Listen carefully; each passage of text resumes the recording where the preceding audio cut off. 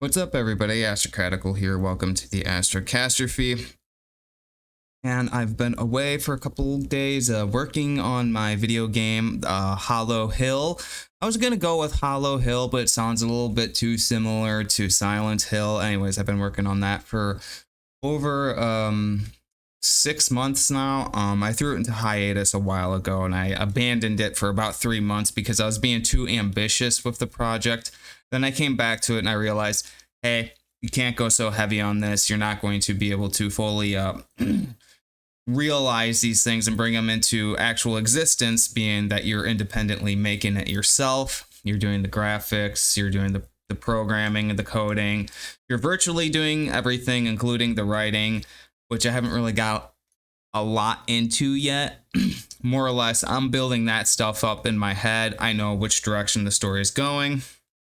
I like to write. I spent many years writing fiction just as a personal hobby. So writing it seems to be more of the easy part to me. And so I was doing the graphics. I've got about, say about 85% of the graphics done. I like to do all of that before I get to coding and programming it, because I just know that graphics, especially when you're doing this sort of old school sort of NES style type of game, and I'm very heavily endowed to being artistic about these things, so I know it's a time-consuming process, and the coding as well is very time-consuming. But it just helps me realize the project if I get the graphics out of the way first before I start coding it, because the coding does take a while, but as soon as you got it down, then you can just repeat the formula until you're finished with the game. That's the hard part, is finding the formula. And then once you got the formula, basically you're good from that point on. At least that's the way I see it. I've made games before, never really finished them. This is the only one that I think I'll be able to actually finish. So I'm hoping it goes well. I've been consuming a lot of my time with that lately. So I took some time off to work on that, took some time off from the streaming the video games to work on other things as well. But I think today I'm going to talk about just a few things that are going on. And I guess the most relevant thing going on right now is like two big things, is the Ethan Klein reaction to the deepfake video, which I have a few opinions about. I don't want her QT Cinderella or something like that. I have a couple opinions about the whole ordeal. I mean, I typically don't like Ethan Klein or his material. And then there's the whole thing with Mr. Beast curing, like, I don't know, like thousands of people's blindness, which is just like, a very generous thing to do with your money. It's probably one of the most generous things someone has ever done with their money, and he's being heavily criticized, I guess, by Hassan, that the streamer who sort of works hand in hand with Ethan Klein. He's also, I don't know, I heard something about him being closely related to the Young Turks, like a family member or something like that. So the reason he is sort of this person who makes, like, millions of dollars and drives these like Lamborghinis or whatever like that is because he was kind of born into that, which is, that's fine. Like, I know there's plenty of trust fund babies out there, and I respect them and everything. But I do appreciate it when someone actually built themselves into what they are today. If it was handed to you, that's not something that I'm going to like frown upon. It just makes me feel like you really, not that you didn't work for it, but you sort of don't have anything to back yourself up when it comes to proving that you're someone who has this sort of exhilarance to do something that Mr. Beast does. And Mr. Beast, as far as I know, he put himself in that position since day one. I believe he came from like a sort of regular, middle class family. Maybe they were a little bit on the poorer side. Who knows? But he came from something. And, for Hassan to be someone who's basically just born into this, has family, has connections, didn't have to work for a damn thing by the sounds of it. That's just like, if you're going to sit there and criticize this kid who went out there and literally cured all these people's blindness, like, dude, shut the hell up. Like, I just shut the fuck up, dude. Like, I don't know what else to say. He's just someone like him is just, he's in a position of power being that he has this large fan base, he has all this support, he has all this money, he has all these connections, and it's really hard for people to speak against someone like that, because what I realized is it's not really what you're saying that matters. It doesn't really matter if you win the argument or not. What matters is how people respond to you, how the audience responds to you. So if you go against the guy, and someone like him, someone small time like me, I go against something like him and I argue my point with him, even if I make a salient, valid point that gets across to everybody and they agree with it, if they don't like me, that point is just, it's not going to mean anything for as long as they don't side with what I had to say. If they don't believe in me, then they're going to believe in someone who literally is complaining about, I guess, someone going out there and outdoing him, because they're both people with a lot of money. And being that they have a lot of money, they both can do a lot of wonderful things with that money. They can donate it to charity. They can put it towards, schools, foundations, or anything like that. They can put their money towards, the only thing they ever donate to is the Democratic Party, unfortunately. And that's something I'm not going to get into. But I guess, the point I was trying to drive there was, it's just that there's the reason I think a lot of people cannot sort of bring Hassan down is because he's in that position where he has, huge fan base. He has all these people supporting him, the Young Turks supporting him. He has just like, higher up people sort of like within like, the left sort of leaning side of everything backing him up. And it's sort of like how Sam Hyde wanted to get into a boxing match with him, but it like never came into projection because he knows that Sam Hyde would just sort of humiliate him. And if that were to happen, I think Hassan would lose like a large portion of his fan base. And, like something like that is something that would be able to put him in his place. Arguing with him and opining about what he has to say about Mr. Beast is not going to be very effective. I mean, we already know that Hassan is sort of just this political tool who can leverage himself in any situation that people want him to, and he's going to do it because it's going to earn him lots of money, and we're not really ever going to be able to do anything about him or people like Ethan Klein, who are both incredible assholes. The only thing that can happen is people like them tend to sort of drive themselves into the ground. Eventually, it's like they always do. They eventually drive themselves into the ground, sort of like how Eliza Bleu is going at the moment. But there's just a few things I'm worried about when it comes to Eliza Bleu. And there's just, I don't want to draw these parallels like this, but it's just convenient with like this deep fake video going around. And some of the things people are saying about it, like, because it kind of lines up with what Eliza was saying about being catfished and about people using her image online. So from my understanding is this QT Cinderella, or whatever her name is, she was deep faked into some sort of pornographic film or something like that, which is in itself, I can understand how that can be like this heinous thing. I would certainly be pissed off if it happened to me. I'm not like anti-porn or anything, but this is my face. I definitely would not want that to be out there, unsolicited without my damn consent. I think most people would be pissed off about that. The question is this going to constitute a crime? And that's the word people are throwing around, is that this is a crime. Crime was committed against her. And I would say, by most accounts, I would agree that this does sound like, if you're taking someone's image and this like deep fake AI generated stuff looks real, so people can literally believe that you are doing these things, whether it's a sexual thing, whether they make a video of you fucking murdering someone or fucking children, is something that could absolutely happen with this sort of thing.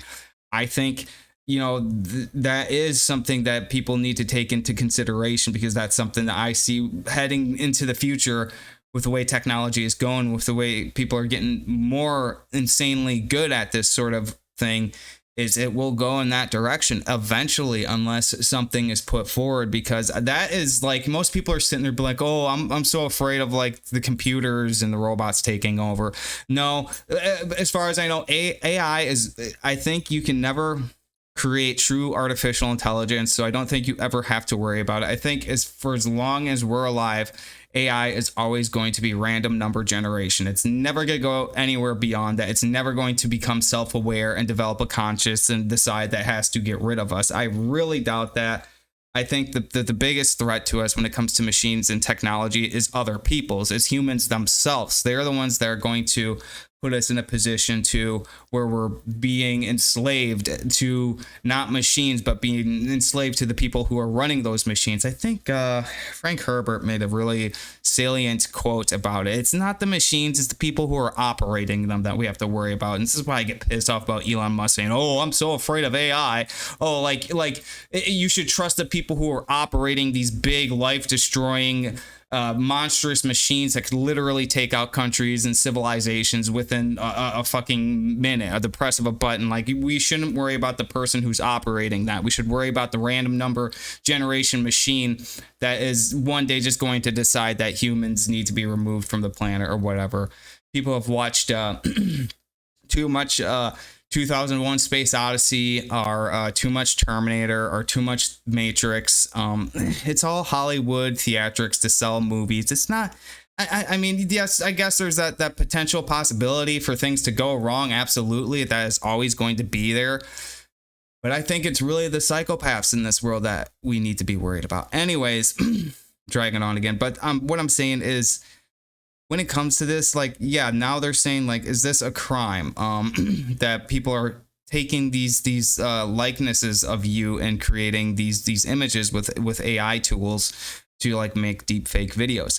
And I would say, yeah, it should be. That's your likeness, because that could really ruin your career. That could ruin your life. I mean, if people literally believe these things, like I said, they could make videos of you fucking kids, and that would obviously destroy your career if you got people who believe it. Because, you know, at first glance, if these things are as realistic as they look, at first glance, everyone is going to believe that you did this. Now, whether you debunk it or not, there's still going to be a marginal population of society who believes that it actually happened. There's always going to be like that 25% of people who still believes that it happened, even if you debunked it and everything. I mean, look at everything that happens with Project Veritas, and, you know, going out there saying these things about COVID, and now people are still, they still refuse to believe these things. You know, they still refuse to believe it. And that's what I'm trying to point out here, is that regardless of evidence, you know, there are certain people out there who simply won't believe it, because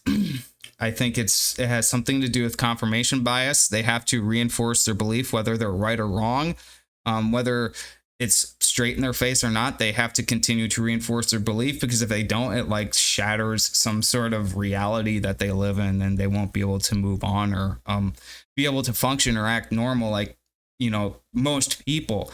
But then I kind of gotta slow down and think, that is most people. Most people are living off some sort of inner bias that they have. That's what keeps them going, is their biases, and this really freaks me out. That's most people. Most people I've seen, most people I've met, most people online, is most people are, they go by a bias. And I think part of that is because they don't have any belief anymore, because everyone has abandoned belief. They've abandoned religion. They've abandoned God. I myself am not a Christian, a Catholic, Muslim, or anything like that. I would say the best you could describe me as is a pantheist, but I do know that religion serves a deep purpose. Whether it's a magical man is up there or not, it serves a purpose towards mankind. And when we don't have that religion anymore, I think Nietzsche warned this, is that people are going to fall into this deep recession of nihilism. And that is one of the bigger threats that society is going to be facing, you know. And I think we've been well on that way for a while now. People just, they don't have belief. And so I think when they don't have belief, they have to worship their bias. They have to worship their political affiliation. There has to be something to compensate for that, because if people don't believe in something, they just stop moving along. They don't do it anymore. But anyways, I dragged on for quite some time there. The point I was going to make, though, is now that people are saying this, it had something to do with Eliza saying like, hey, I was, I was catfished, and being that I was catfished, they used my likeness online. I am effectively being a victim of human trafficking. So that is sort of my concern with this, is if this is now going to open up this sort of window for people to say, okay, I understand this whole AI thing is something of a crime to, in my honest view, it's a crime, but does this amount to being trafficked is what I'm asking. Because I think that's what, Eliza was saying a week ago. And I sort of have this monkey see, monkey do philosophy. If people say that Eliza's saying, oh, my picture was online and people used it on websites, so I was trafficked, other people are going to repeat that. So now you got this AI shit going on, making deepfakes of people. I understand it's taking their likeness and it's a crime, but I don't think it's enough to say that you were trafficked. And I'm beginning to think that that's going to gradually happen because of this whole monkey see, monkey do philosophy I have. And I've seen it before. I don't know if it's, sort of in the woodworks of happening, but I can see it happening. There's a definite potential for that. And I don't think it's like this big, terrible thing, but I think Eliza is going to run with the whole, because she has to defend herself somehow. She has to create this sort of projection of something. Yeah, maybe something bad did happen to her, but people are beginning to lose faith in her.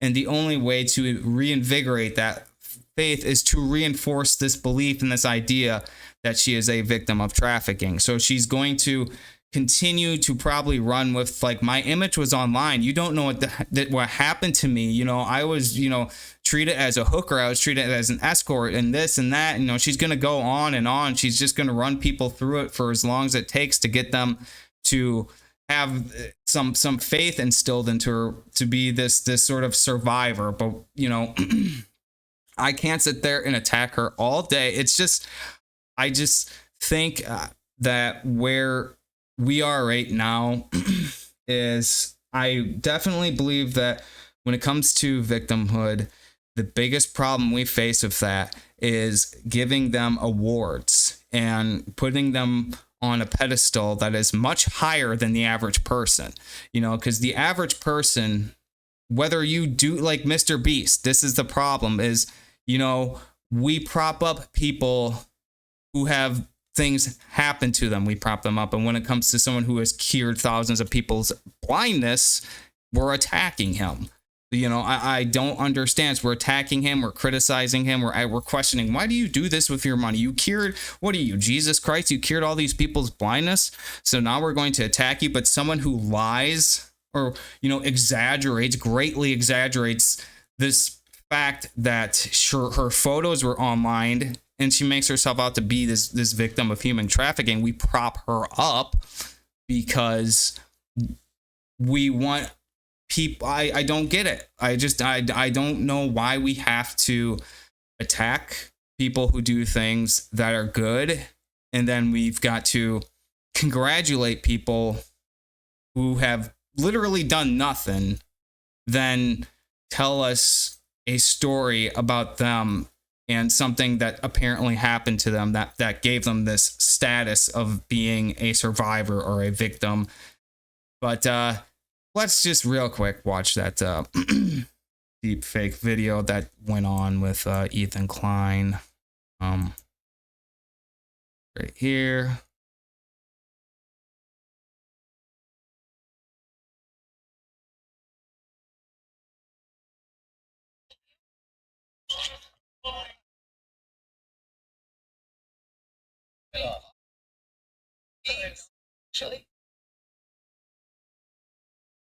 Oh God. What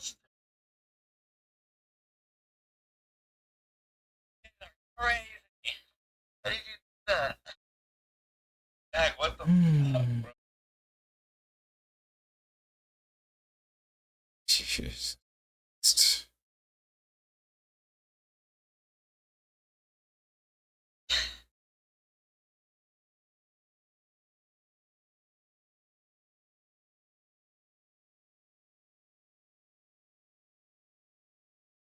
what the fuck is with your hair and your eyebrows, man? Jesus. I heard some jokes on the internet where they're saying he looks like Neo when he gets pulled out of the pod in the fucking Matrix. It's like, yeah. I don't like Ethan Klein. I don't know many people who do. It's, to me,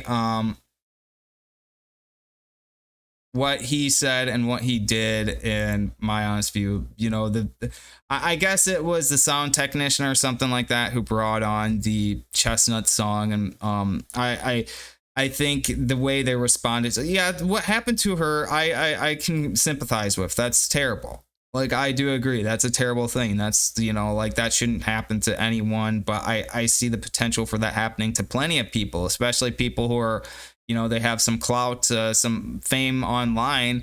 You know, like, people are going to start making deep fakes, and then people are going to start believing them. And, like, you know, the fact that this happened and a lot of light is being shined on it is opening that potential for other people to do it, because they're going to see that and they're going to be like, oh, this is funny, I can do this to people.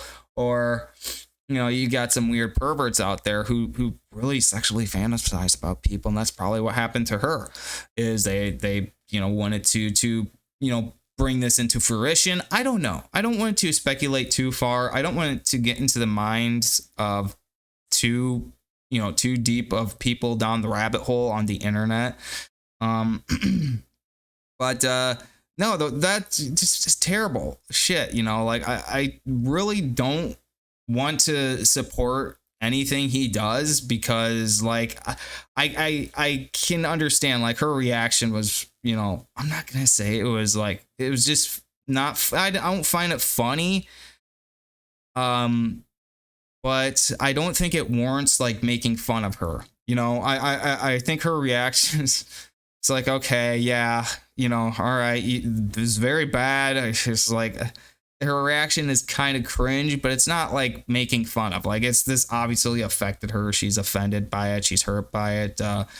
But really, like, that's just something I would look at in passing and just like, okay, that's, you know, very terrible, but, like, I'm not going to sit there and waste too much of my day worrying about it. It's nothing to make fun of either.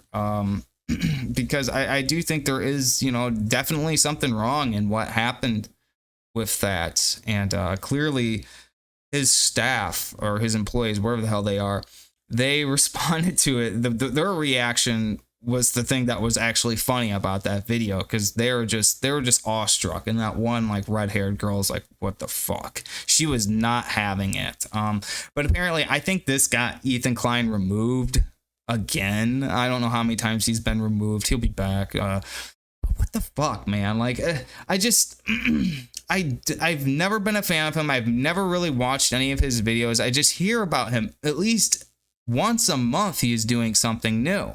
He's saying these things. He's doing these things, and I mean, the problem is it gives him attention. That is a problem. The same thing I said of Hassan is, like, when it comes to, like, people like this, they're going to eventually drive themselves into the ground. They're going to do something, you know, they're going to throw their career away, or they'll get addicted to pills and alcohol, or they'll humiliate themselves beyond comprehension. I've seen it happen before. That's why I just kind of just, like, think it's a fruitless effort to, well, not go after them, but I just, you know, it's really just, I think it's something, it's a talking point. And when people like me or anyone else out there starts talking about them, we're giving them exactly what they want. You know, that's the problem. That's the problem. It gets everybody views, though, and it's something to talk about, but we are essentially giving them what they want. But at the same time, like, if they want us to talk about them, if they want us to shit on them, if they want us to criticize them and say anything, sure, we'll give them as much as we deem, like, negotiable. Or, you know, I can't tell you that going to spend the rest of my life talking about these guys. I really think it's just, you know, petty fame, you know, just laughing at other people's expense. It's the same thing, you know, burning bridges with people. It's spreading lies, talking about stupid political things. I could literally go all day, but I'd rather not. I don't know. I really don't like Ethan Klein. I don't want to talk about him too much. I'd rather talk about Eliza Bleu because she's more interesting. She's better looking too. To quite be honest, I don't know what the hell is going on with Ethan Klein. I really don't know. That guy is just and he's got a pretty good looking wife. This is what I don't get. It has to be the fact that he's a millionaire. I mean, he is not. I don't know if he's always looked like that, but I don't know what the hell she sees in him other than his money, because he's not funny. He's not funny. I mean, I guess leftists have, a bad sense of humor though, so maybe she does find him funny. Or they have no humor at all. Let's be fair. But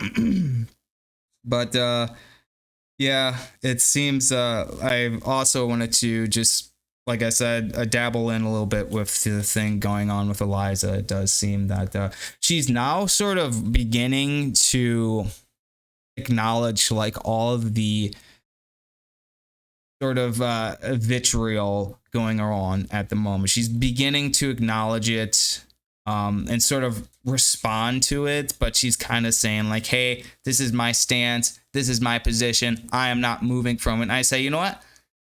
Let her stay there. Let her say what she's got to say, because I want to hear it, and I'm sure everybody else wants to hear it too. If she has something to say, nobody stop her.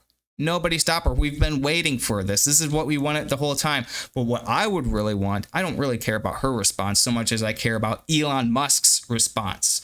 I could give two shits less about Eliza Bleu. It's Elon Musk. I want him to say something. Why did you ban these people? Because they posted a picture on your platform. Why are you letting your TOS team work with someone who's not really affiliated with your staff and does not make the rules and regulations? And then she said that shit too about the age of consent laws, how in her perfect world, her perfect utopia, she would want the age of consent to be like somewhere around like 13 years old. She said this. And this is the person who supposedly cleaned up all of like the weird shit on Twitter. Not saying anything more than that, but more than anything, I want Elon's response. I want to see what he has to say about this, because I really, truly think he does not care. He just does not care. But yeah, this has stretched on for quite a bit here. No, just decided to make that today because there's quite a few things going on, and I'm probably going to go back to working on my game. I got a couple games I'm going to stream. I'm trying to bring into realization more of what this channel is about. So I do want to get into more video game streaming. The Dead Space game has came out, so that is on my radar. But at the same time, I have a couple games that I've been waiting to get to. So Dead Space might be pushed off a little bit. I did begin streaming another game, and I will be releasing videos as soon as I can get to it. The Siberia World Before should have been uploaded a couple days ago, the final video, but I will get to that tomorrow, and it will be up for anyone who's been interested in that. It's a very good game, but a very good storyline. I think that's why, if anyone watches it, the reason why is because it's almost like this mini series. It's such a good game, such a good storyline, and I loved it to death. I was very sad when I finished it, but I will be moving on to the next game. I've been playing it for a while though, and had some recording issues, so I have to go back and fix those, but it will come along soon enough. And then two, when I get some time, I will start promoting my game, the Hollow Hill Massacre, which is going to be very similar to, I'm going to say, Clock Tower for the original Clock Tower for the Super Nintendo. And maybe a little bit of, a combination of like just a standard adventure game as well. So anyone who knows me is that I'm a big adventure gamer, so you know what sort of things goes into adventure game. Because I wouldn't consider Clock Tower a standard adventure game. That's strictly survival horror, run and hide from the killer sort of deal. But yeah, I'll be getting into that soon enough. Anyways, thank you for watching this video. I am Astrocastrophe. This is the Astrocastrophe. Please like, share, and subscribe, and I will see you next time.